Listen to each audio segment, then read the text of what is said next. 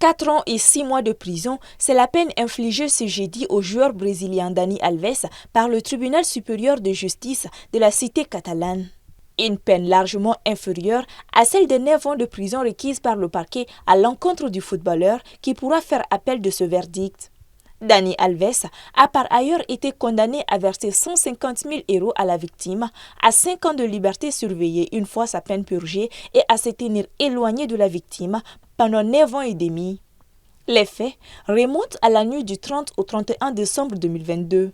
C'est le 20 janvier 2023, date à laquelle il a été incarcéré, que le joueur a vu sa vie basculer. Selon les témoignages de la jeune fille, elle aurait été attirée dans les toilettes de la discothèque Seton de Barcelone par Dani Alves, qui aurait alors abusé d'elle. Quant au Brésilien, il a livré 5 versions différentes depuis sa première audition. La version présentée au tribunal était la suivante.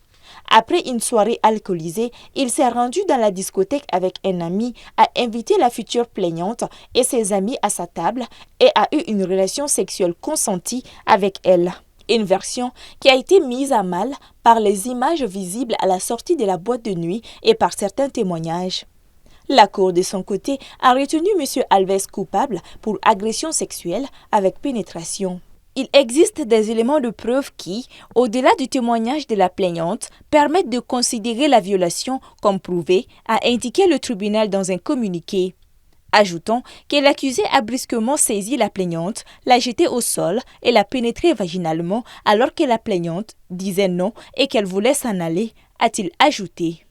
Pour citer un exemple dans sa décision, le tribunal a notamment mis en avant les lésions dures sur les genoux de la victime qui sont le produit de la violence utilisée par M. Alves ainsi que l'état émotionnel de la jeune femme après les faits ou les séquelles psychologiques dont elle souffre.